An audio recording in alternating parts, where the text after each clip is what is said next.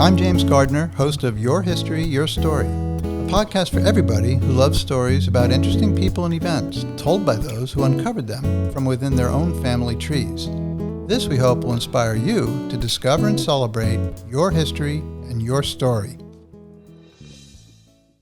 2024 marks the 50th anniversary of the hit television series Little House on the Prairie, which was based on Laura Ingalls Wilder's classic books.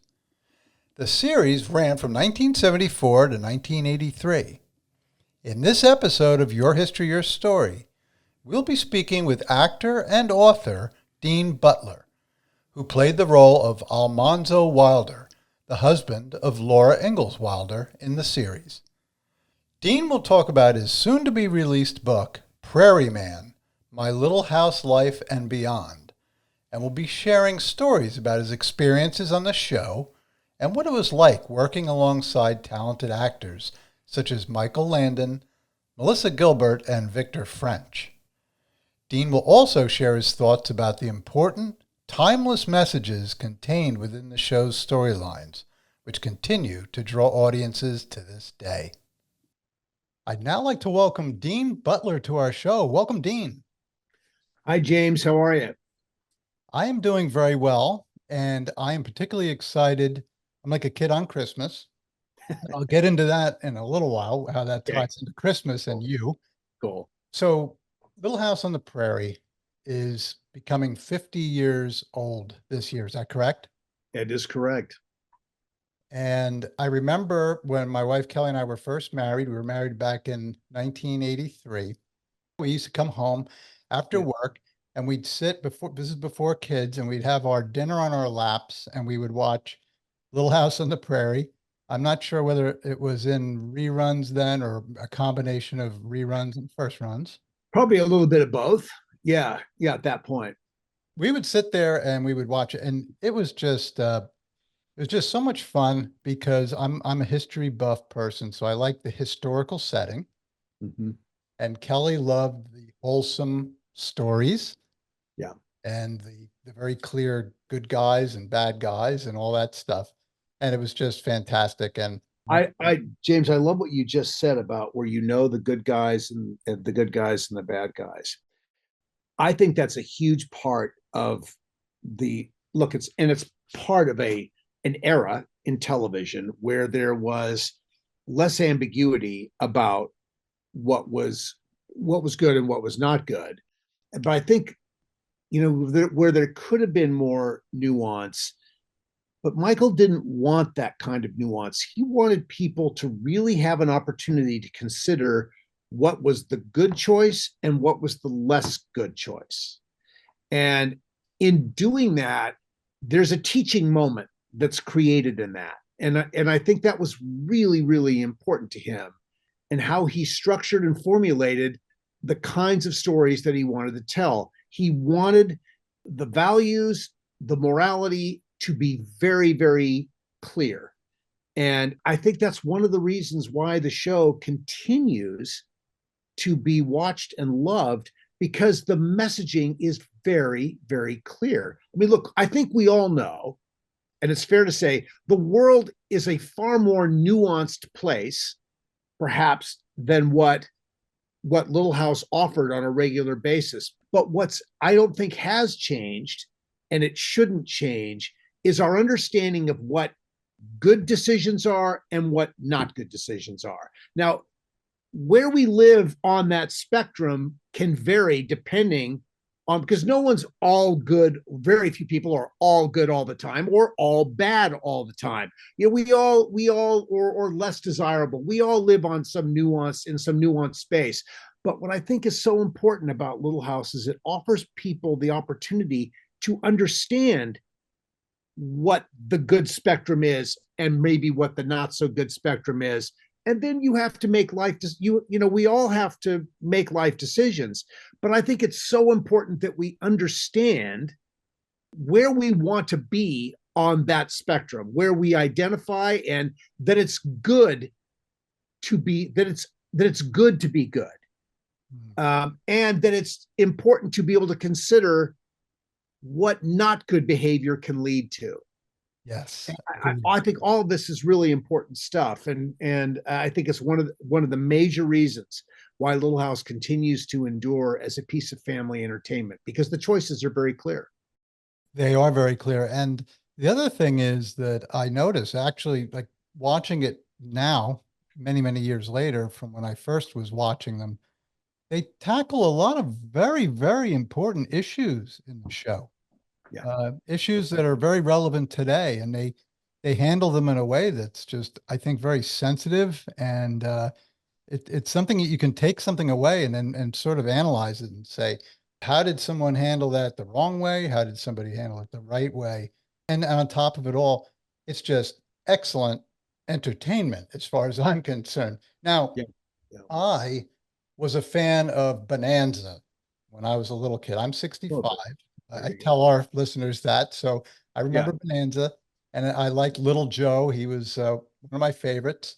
of And course. then when Little House came on, I remember my grandfather telling me about it. My grandfather was a World War I veteran. He says, I love Little House on the Prairie. And he just loved it because it was wholesome. And he always liked Westerns, things to do with like the West. And so, when Kelly and I got married, we started watching it and we just got hooked on it. But I want to do is this now. So you have written a book called Prairie Man, My Little House Life and Beyond. And that's got a publication date of June 25th of 24. Is that correct? That's correct. Excellent. So we're going to talk about that book and what inspired you to write it in a minute. But can you take us back, Dean? When did you start to act? When did the opportunity come for you to start acting? I had a pretty theatrical or an outgoing family, although we were we were pretty a large multi-generational family. My grandfather taught English in high school, and he wrote children's plays, and my mother acted in children's plays, which is a kind of a performance which is a little bigger than life and all that. But I saw that, candidly, James, I didn't think I had access to any of that as a kid. I felt so painfully shy and awkward with myself, and I had this tendency to blush when I would get embarrassed, and that would sort of make me an object of derision and teasing. And so the last thing I wanted was to do anything that was going to turn my face a little red. So I tried to just disappear as much as I could to not become a target. I mean, when you're inclined to blush or do something like that, people are going to look for the opportunity to create that moment where you're going to give them the show that they're looking for. But I really didn't want to give them that show. It wasn't until I was a sophomore in high school where I was at a high school varsity basketball game, and had been asked to do the official scorebook for our team. We had a great team the 71-72 season was a great team at our school.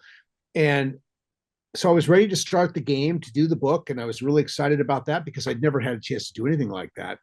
And the faculty advisor looked over at me, he was running the scoreboard, and he looked over at me and he said, "Who's going to introduce the starting lineups?" Well, I'm the only other person sitting at the table, so it had to be me. And I'm sure as a podcaster, broadcaster, James, you can relate to this. There's something I had that one of those moments that you see in movies sometimes where something happens and the room goes dark except for the spotlight on the thing that is like the most important thing.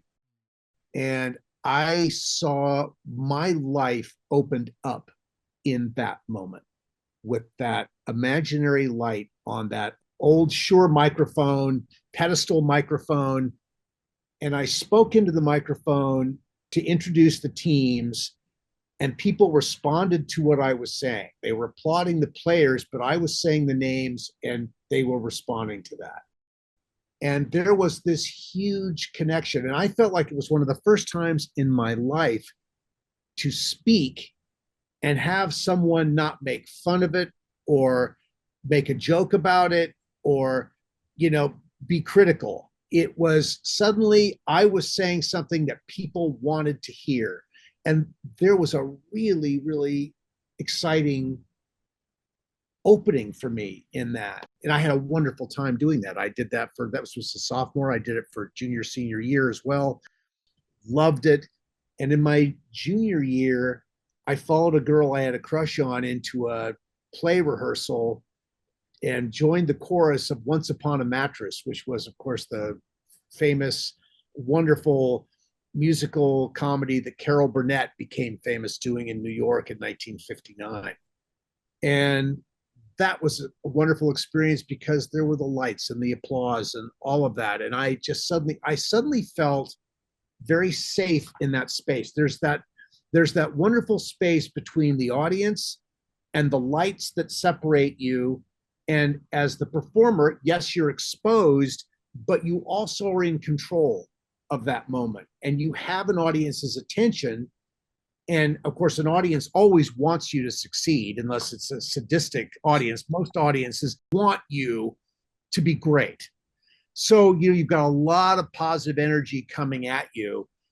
For me, I came alive in a way that I had never been able to come alive before. And I think those two experiences in tandem really helped shape the direction of my life and how it was going to go, from then till now. How interesting. And well, first of all, how did it work out with the girl you followed into the rehearsal? Yeah, look, I had the girlfriend, for the remainder of that high school year. Yeah, and it was great. And she was incredible, wonderfully talented, wonderful singer, funny, personable. It was the first time in my life that I felt like I amounted to something, that I had something to say, or that I was appealing in some way. That validation that you get as a young guy, those validations that you get from your friends, from young women that you meet, for a young guy, that is huge. That's big stuff. That's big transformational stuff in our lives. And you learn a lot about yourself in those moments. You learn a lot about other people in those moments. I highly recommend growing up.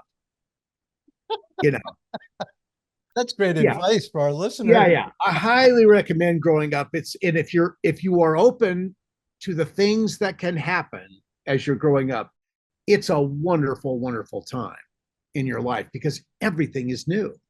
And you are total potential at that point. The world is available to you when you're young. And the hope is, of course, is that young people have the opportunities to feel like they can discover themselves in wherever that takes them, but to discover themselves, to be the fullest version of themselves that they can be. It's no question a very exciting time. And those years shape the rest of your life. And people, there's a lot of evidence of this in our lives. I mean, we are so defined by what we became as kids. It's not the sum total of who we are. Definitely not that. But awfully good things can happen during those times. Wonderful good things can happen to you. And those were great, great years for me. Fantastic. So, Dean, you're starting to feel like, hey, look, I'm feeling good about this. I'm going from being sort of bashful and shy about and getting embarrassed to saying, hey, look, I got something to give here. Take us to the point where you have an opportunity to be a cast member on a hugely popular show, Little House on the Prairie. I know there's probably a lot of steps, but kind of just briefly walk us to what brought you to that opportunity and what was that like for you? Well, yeah, getting to Little House has been another life-defining experience for me, no question. And that opportunity came about as a result of being cast in a really fun CBS movie a year or so earlier, it was a movie based on Judy Blume's best-selling book Forever. So I was the male lead in that, opposite Stephanie Zimbalist, and that brought me to Los Angeles. And Stephanie introduced me to her agent, and who was one of the great powerhouses in television in Los Angeles. I mean, just really, truly an exceptionally respected agent at that time. And so that relationship gave me access to things that as a new person in Los Angeles that I just would not have gotten. These are serendipitous, wonderful gifts that can come someone's way. And I definitely got that gift of working with Stephanie and meeting her agent, Ina Bernstein. And it turned out Ina was a huge Little House on the Prairie fan. Now, Ina was this very, very proper, correct, dignified New York woman with a deep history in entertainment and represented great people. But she would tell me that every Monday night, she would cry watching Little House on the Prairie, and she loved Michael Landon, and she loved the stories, and she loved how it made her feel. And she said to me, if we have an opportunity to get you in to meet on Little House on the Prairie, if you can get a job on that show, that's a place you would want to be. And I had never seen it. Now, I didn't know the show as a total show. I'd certainly seen promos. Obviously I knew who Michael Landon was, as anybody who had been alive on planet Earth and watching television in the United States. So planet Earth, the United States, although I think Bonanza probably was an international thing too. I know it was. But if you knew who Michael was, he was an absolute bona fide superstar in television. I couldn't quite figure out why he wanted to go from being the shoot 'em up Western hero to a poor dirt farmer. That was a little bit elusive to me. I didn't quite, and having not seen the show, I didn't get it yet. But that sort of surprised me. But Michael was Michael, and really attractive people on the show. And you just could tell it was a sweet, beautiful show. When I had the opportunity to audition for it and meet him and read the scenes that he wanted to read, and I had been told going in the door, whatever you do, don't act for Michael, just be there, just be a person. For someone who's trying to be an actor, to be told to go into a room and audition and not act was a little scary. But I understood it later, but I didn't understand it at the time. I just did everything I could do to keep myself very simple.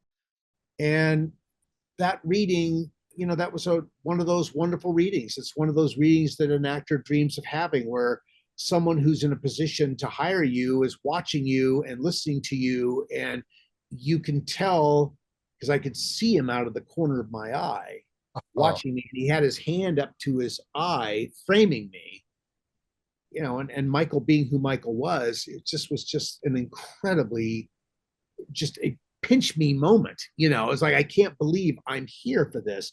And when I was done, he was very nice. He didn't ask for any rereads. He'd heard what he needed to hear, I guess. And he asked me, what are you doing the second week of May? And I paused, and I just answered him honestly. I just said, well, I'm going to be finished. I have final exams at University of the Pacific that week, and I'll be doing final exams.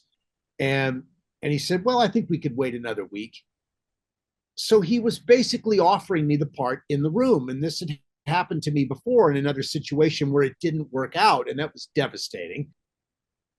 But I thanked him, and I left, and I went back to school with this, I think we can wait another week, sort of, reverberating in my head. And I didn't get a call for 2.5 weeks on this. Now, that 2.5 weeks in the context of a life is nothing. It's like, 2.5 weeks. 2.5 weeks when you're 22 years old, looking at the possibility of joining a hugely successful television series as a young actor was an interminable amount of time. It was an agonizing 2 weeks. And when I finally got the call, I was so relieved. And we made the deal. I mean, there wasn't much of a deal to make as the first thing. This was the offer. This is what we were going to do. This was what the billing was going to be. This is when we're going to start. I said, yes, yes, yes. I finished my final exams on the 19th of May. I graduated on Saturday the 20th, on the day of my 23rd birthday. And 2 days later, on Monday, the 22nd, I am, 350 miles south in Los Angeles, stepping onto the set of Little House for the first time. And really, truly, James, from that first day stepping on there, I think I can't imagine.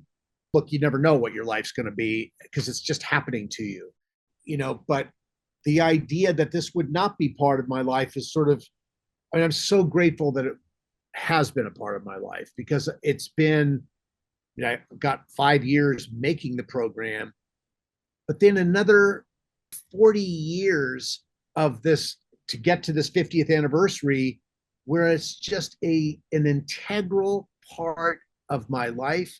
My participation in the program defines me for a great many people. It's a definition.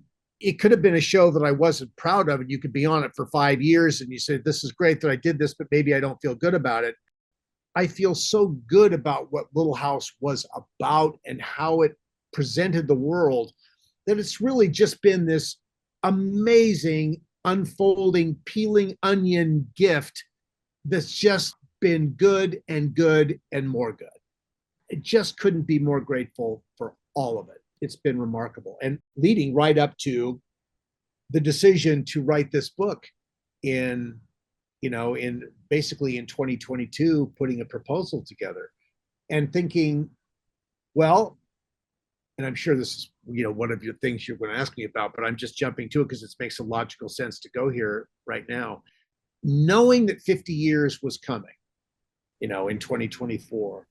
And I had been asked by people for so long, when are you going to write your book? And, Melissa had written 2 books or 3 books, going on her 4th book. Allison Arngrim has written a best-selling book. Karen Grassley's written her book. Even Wendy Lou Lee, who was Baby Grace, has written 2 books. The woman, Jennifer Donati, who was my baby Rose, has written a book. And I'm thinking, well, now she hadn't written a book then. She's written a book since I started writing mine. But the point being that there were like 9 books out there. Charlotte Stewart had written a book. Ketty Lester had written a book. So I thought, well, this is an opportunity at 50 years to be the first male in the cast to write a book.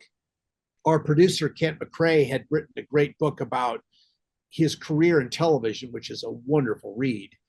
But as in terms of on-camera people, none of the other men on the show had written something. So I thought, okay, it's time. We did a proposal and submitted it, and the publisher, Kensington Book Publishers, called me the next day and told me that they'd like to publish the book. And I was overwhelmed. I had such, anxiety about being able to write something that people might want to read. It's like, what are we going to say about this? Or does what I say, will it resonate with anybody? And look, we don't know. It doesn't come out till June 25th. But the fact that a reputable publisher wanted to put it out was just really a gratifying thing for me. And I sat down on January, 9th or 10th of 2023 at 5 a.m., went in and sat down at my dining room table and opened a Word document to page 1 and just started typing based on the outline and trying to weave the story. And it was 7 months later that I turned in the first draft to Kensington. And this was literally, I want to say it was virtually 7 days a week. That's so exciting for you, Dean, because, hey, you've got a book that you've been waiting for people to give their reviews and to see how well it does. And because I know there's lots of people out there who are going to be interested, and even people who won't admit that they watched Little House on the Prairie. I remember when it was on first. There are lots of those people, by the way. Yeah. I have a confession. I'm going to make a confession to you right now. Okay. So from 74, I guess was the first year. So I would have been in high school at the time, right up until I got married. Do you think I would have told any of my buddies in high school that I was a Little House on the Prairie fan, that I like to watch it? Not a chance. Not a chance. Would you say that? Oh, no. Yeah. Not at all. Yeah, no, of course not. Of course not. I mean, yeah. I totally get that. And You know, it's funny. We've been doing appearances for years, and I'm always amazed or surprised, or there's sort of a wink and a nudge when a man of any age comes up to me and tells me that they love the program. The program was geared to a female audience. The books on which the series is based were written by a woman in her 60s about her life as a young girl into her teens and getting married. I mean, there's an orientation towards young women, no question about that. But there's also the lessons in the book can appeal to anybody. And the series, Michael made sure, obviously had that. I mean, Laura, so many episodes, she has that voiceover line. If I had a remembrance book, I'd write whatever, sort of setting up the fact that she's going to become a writer. But it was very important to Michael to create the show. Yes, it had a female appeal, but there were also male characters there of all ages, young guys, middle-aged guys, older men, who could appeal to a male audience with messages that are going to work for them. So Michael understood that he had to appeal to the totality of the gender world and all ages of it. But you never can guarantee that people are going to love it. I mean, look, he knew it wasn't for everybody. Even, you can write stories for young guys and older guys and younger women and older women and all that, but the tone was not going to be everybody's cup of tea. That's just the way it is. But, you can also say, James, anybody who's trying to be all things to all people oftentimes ends up being nothing to anybody. Oh boy, Frankly. you're right on that one. You're so right. Now, I wouldn't tell anybody that I liked it, but I would end up watching it with my grandfather or what have you. And then, of course, when Kelly and I got married, and well, my wife likes it, so I watch it, but I loved it. As I mentioned before, the historical setting, which I really liked. I think there was something for me because, and as I watch it even now, I have three daughters, and I could sort of be inspired by Michael Landon as the father figure, the protector, sort of a role model in that respect. But it was just so much, and then you could get into really. There were some bad guys and Yeah. people in there that you could sort of say, hey, look, you really want the good person to win out here. So it was a blast. But when you walked onto that set, well, let me ask you this. I think I read somewhere that there's a ancestral connection somehow that you have. What I said in the book is that I can trace my family. And look, I think most of us probably can if we have the access to that material. But I can trace my ancestral beginnings in the United States back into the 1700s, and had family in Illinois before coming to California, before the gold rush in California. So I'm a fifth generation Californian. I grew up in a family ranch that was founded or was established in 1885, about 40 miles south of San Francisco. There was no running hot water when I was a little boy. There was no electricity. We read by coal oil lamps at night and played games by coal oil lamps, and, heated water on the stove to do dishes and take baths. And it was we rode horses during the day and fed horses, and we did our chores in the morning. And at any meal, breakfast, lunch, or dinner there during the summers, there could be, 12 to 15 members of my family of multiple generations there. So I had this experience of growing up and with no television diversion. I mean, there wasn't that in the early years. It wasn't until, the late 60s that electricity was introduced on the place. And it was great that we got that.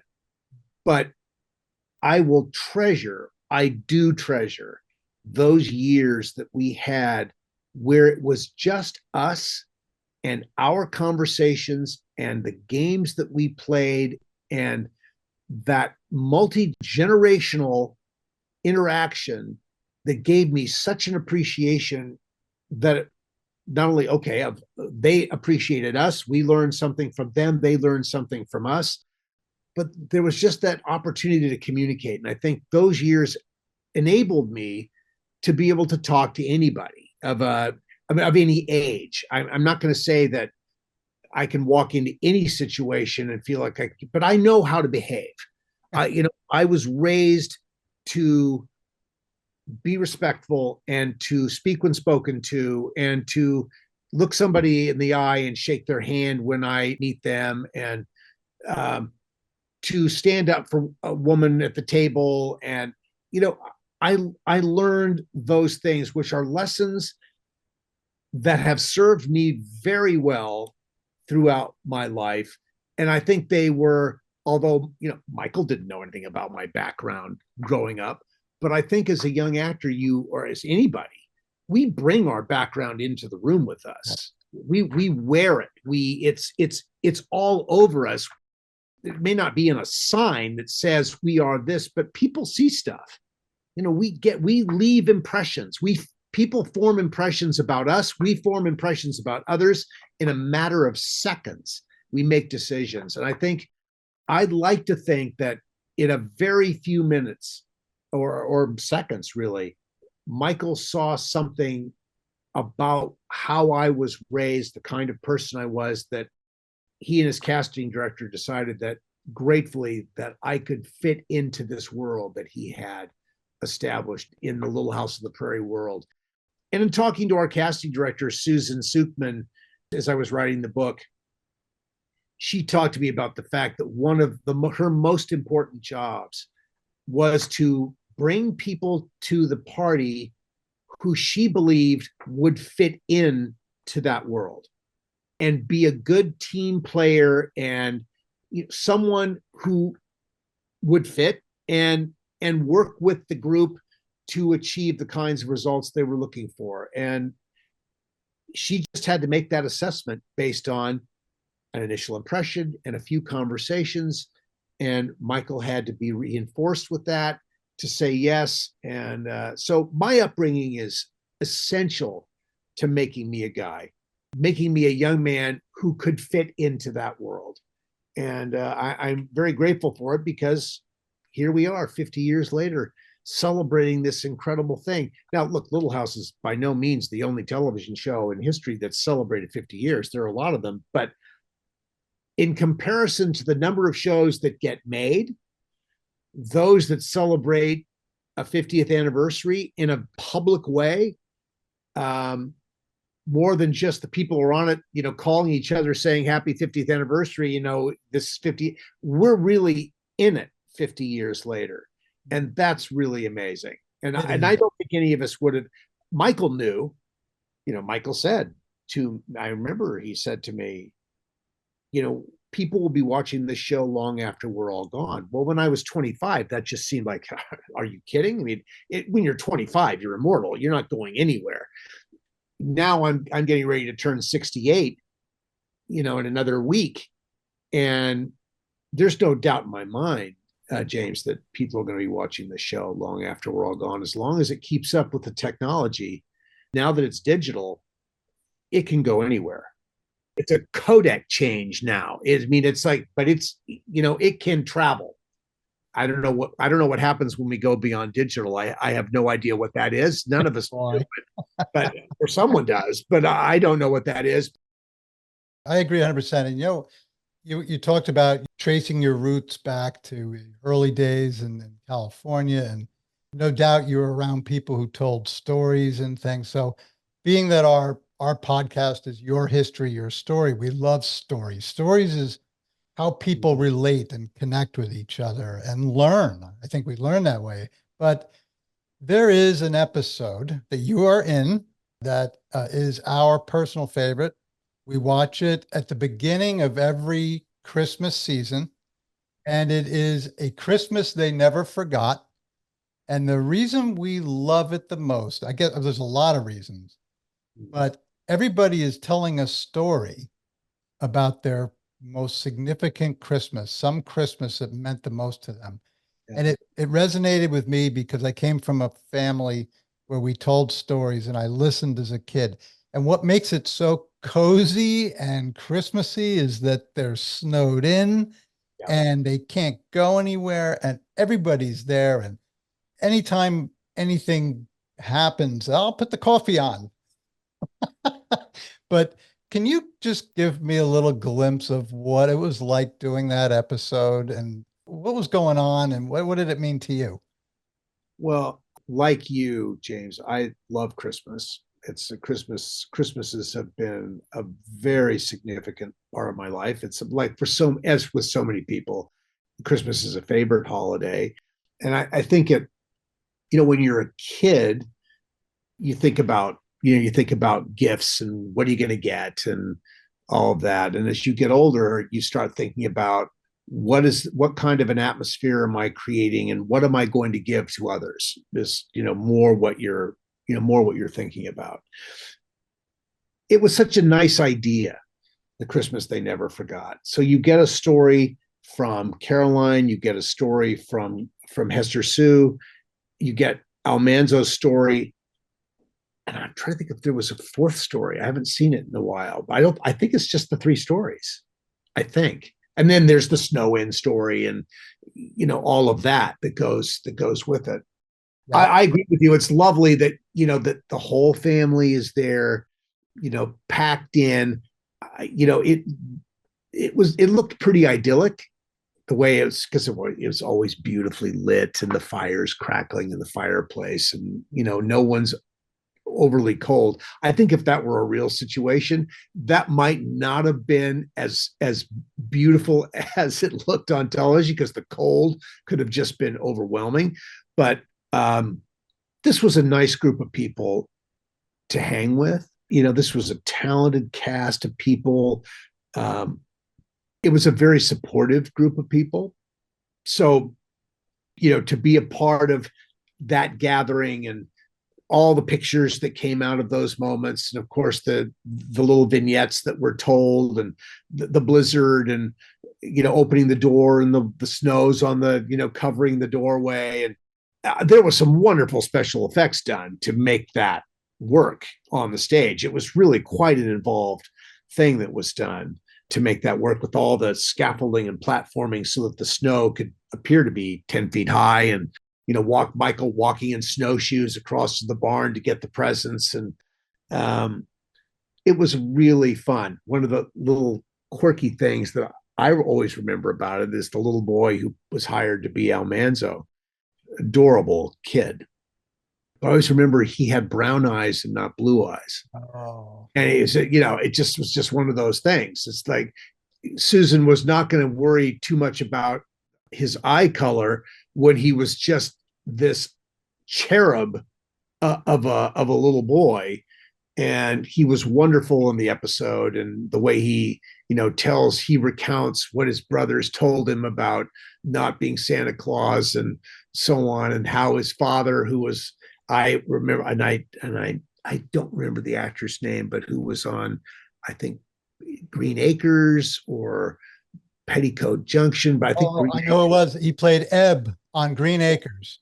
Yes, he was tremendous. And he was charming, and telling young Almanzo that there was a Santa Claus, and everything was going to be okay. And of course, then the way the story ends up is that his brothers don't get any presents for ruining Christmas for Almanzo. And so there was a little moral to the story, and Almanzo packages it, or buttons it by telling Laura not to go poking around looking for presents, and that leads to another, a personal story about Christmas, which we probably don't have time to tell, but it's one of those really life-defining things about Christmas. That just, the story had a lot of resonance for me, and people do love the Little House Christmas episodes. I know people who will watch them back to back in the holidays, and there's just a sweetness about all of it that just works. And I don't care if you could be some hard-boiled character. If you're sitting down watching this, if this doesn't get to you in some way, I mean, you're just not listening.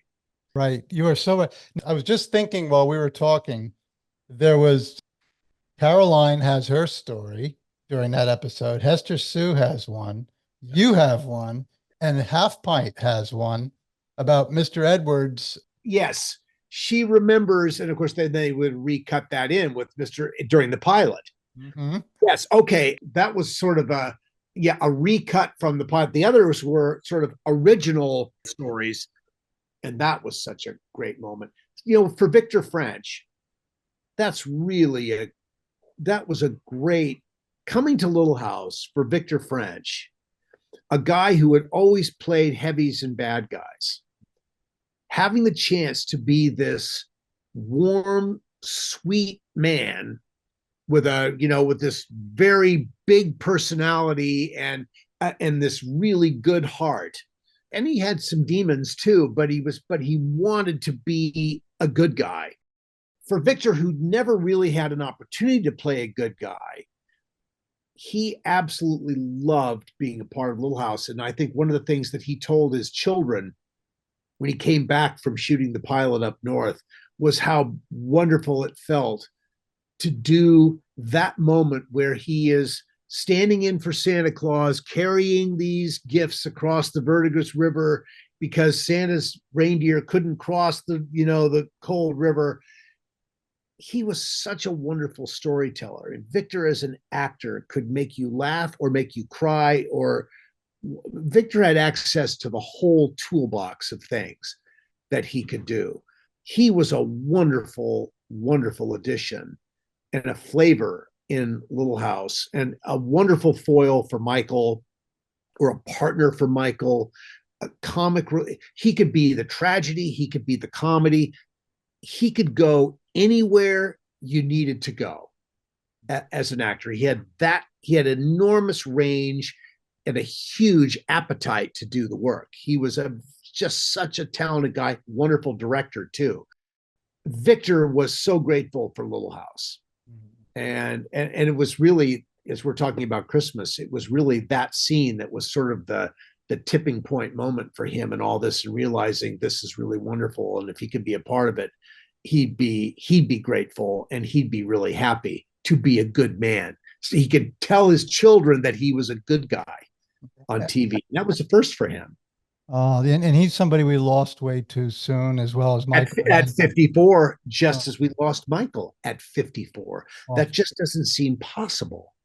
No, it doesn't. Victor was a little older. We lost him a couple of years before Michael. Mm-hmm. But yeah, I mean, both of these guys left us way too soon. Now, I will say they both lived pretty hard. Yeah. Michael burned the candle at both ends. Victor burned the candle at both ends. The good news for them is because they did that, they did a lot, they accomplished a lot, they touched a lot of lives, but they used their gifts fully as long as they had them. And I think that's, there's a finite, we're all finite. We are. And he went on this planet. We are. Yeah. And yeah. Tell me something. What if you could just name are there any time, like a specific time that you could say, hey, this is one of my fondest memories on the set of Little House? Is there something you might be able to point to that's one of the most enjoyable or memorable times? I love the work I had the opportunity to do in an episode, a 2-part episode called Days of Sunshine, Days of Shadow, and this was really a test for Melissa and me.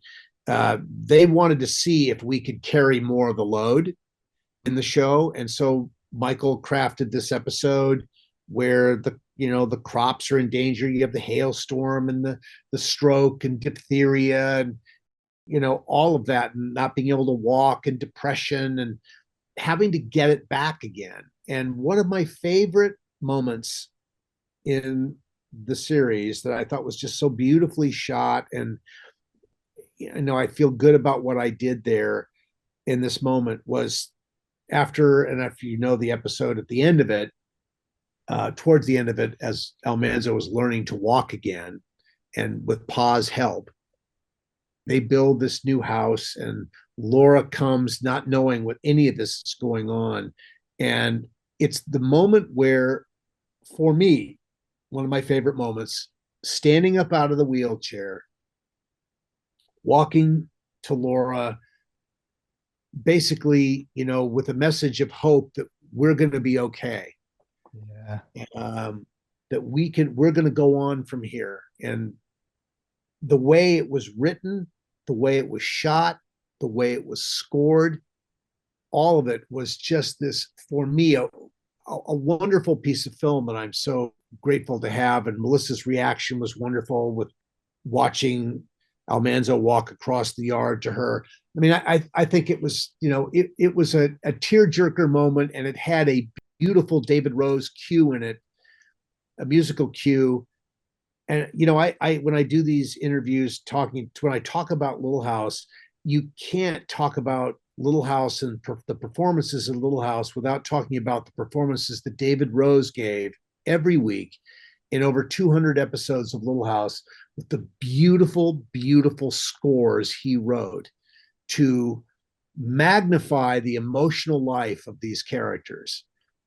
He took the audience into every character's heart and into the hearts of the audience with this sort of primal musical messaging that put you in exactly the right emotional space to hear a message and be affected by it. Film music is one of the great ingredients in a successful cinematic experience, because it's unlike when you get it in the musical theater where you get themes, but we accept in movies and television that there are scores, that there is music there, and that music is informing us about emotional life. And David Rose informed audiences about character and put the audience in the place to be affected by that, as well as anybody who's ever scored in this medium. And he had such a heart in him, and he was such a romantic person. You just felt it with David when you were with him. Beautiful melodies just poured out of him. So that score, that cue that he wrote for that moment, and so many others. When people cried, and there was a lot of crying in Little House, not only on the part of the audience, but the characters. But I think it's, as much as I think people did a really nice job on camera, but you cannot underestimate the impact that David Rose had in triggering those tears. When that right cue comes in at that right moment, and when he's playing the picture the way he played the picture, wow, he turns on the waterworks for people. Wow, And that's it's amazing. tears of joy. It's beautiful tears. It's wonderful tears that he elicits. I could see you're getting a little emotional talking about that scene. Here it is, how many years later, 45 or whatever years 40, later. 40, yeah, 40 something, yeah, 41, 40, yeah, 41 years later. Little House was loaded with moments like that. I think that's one of my better moments like that. I think, Sweet 16 had some nice moments in the early years. The romance with Laura is one of the things that people talk about. There are storylines in the series. That storyline with Laura, because Laura was obviously so central to this, that romance storyline became very important to the audience, and is one of those indelibly favorite things about. And there are many wonderful episodes, but I'm grateful that audiences have chosen, and with the way people are polled about these things, and with the engagement and ratings and all that, you just know that those stories, people really gravitated to those stories because they loved Laura, and they loved the idea that Laura was falling in love. And so to be able to be that guy was was special. It was really special. I'm talking to you and I can just sense your enthusiasm, how much you feel about this show, that because you do hear sometimes people say, oh, I was typecast after something or this, that, and the other. But you're saying, hey, look, I was part of something that's amazing that continues to live on. It brought so much value to people, a sense of well-being, good entertainment, music that gets you into the scenes and brings on emotions and things like that.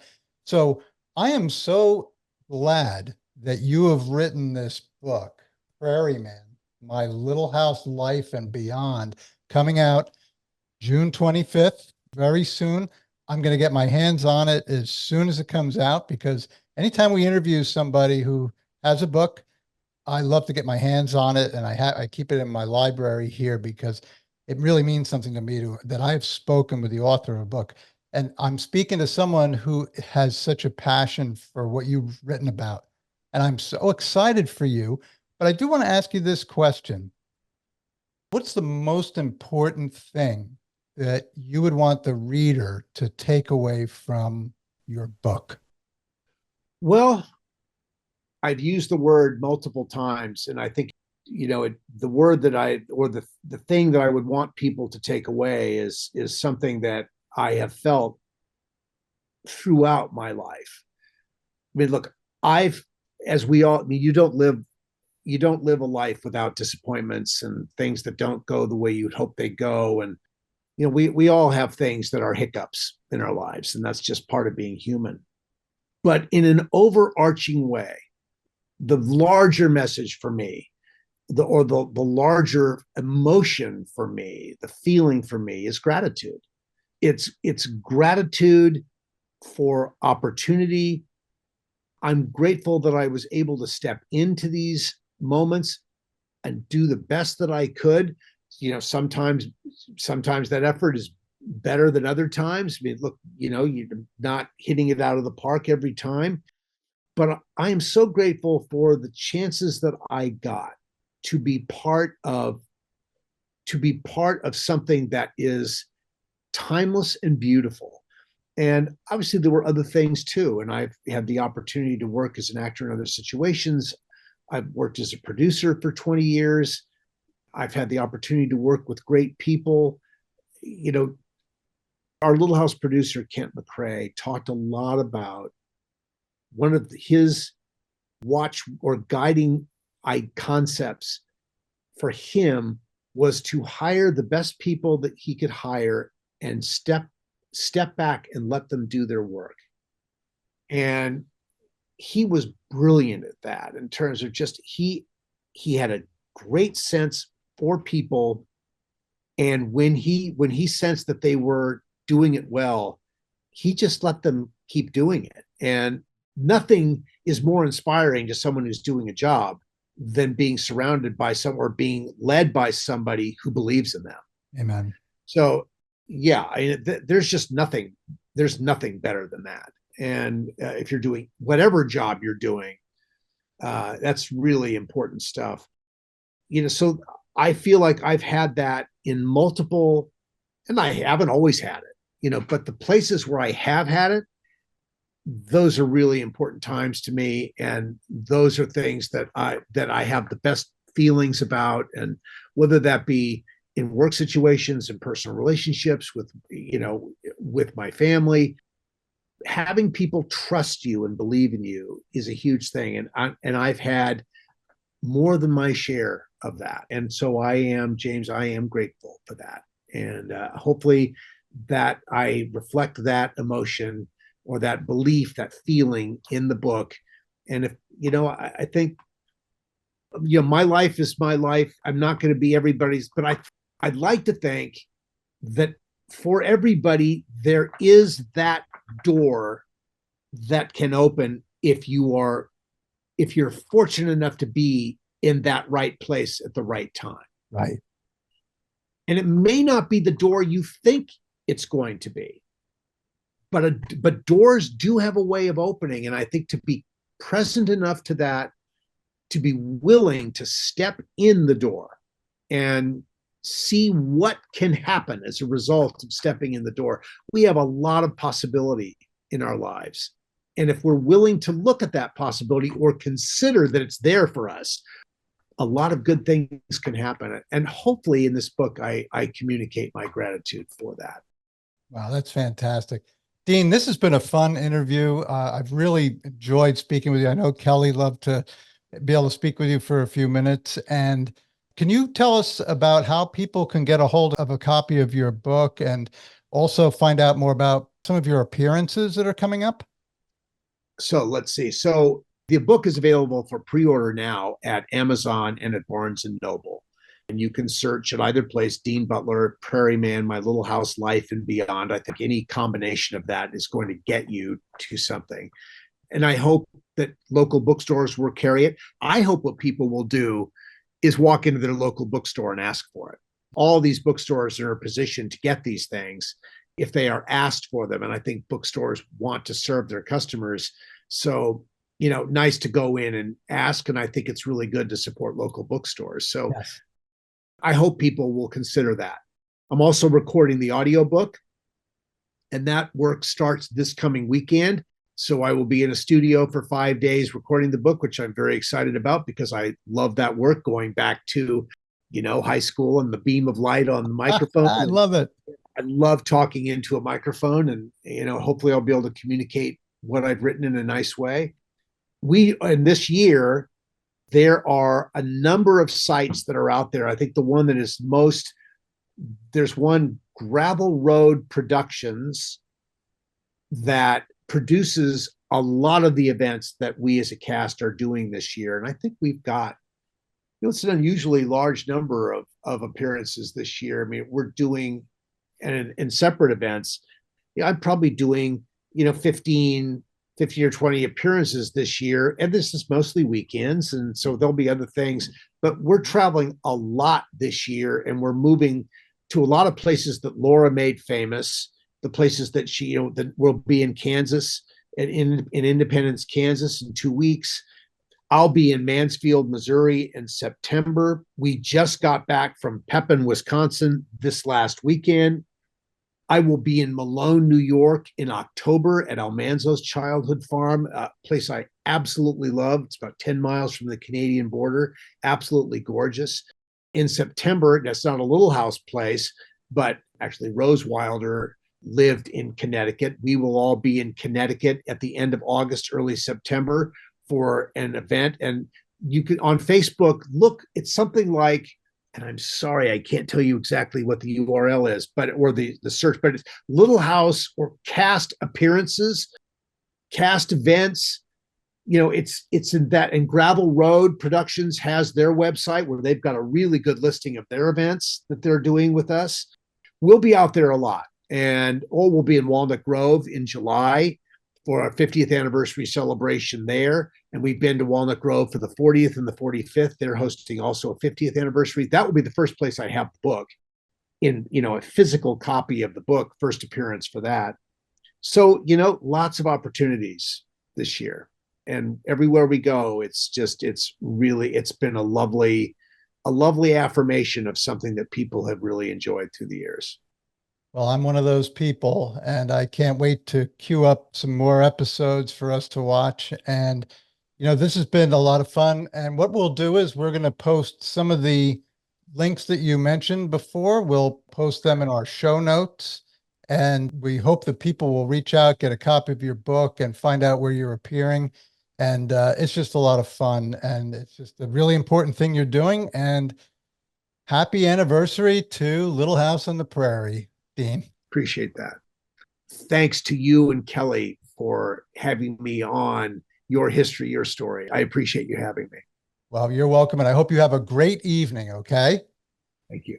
All right. Have a good day. Take care. Bye-bye. Bye. Thank you for joining us for this episode of Your History, Your Story. You can connect with us on Facebook and YouTube at Your History, Your Story, or on Instagram and Twitter at YHYS Podcast. We'd love to hear from you if you have any questions, comments, or a story to tell. Be well and God bless.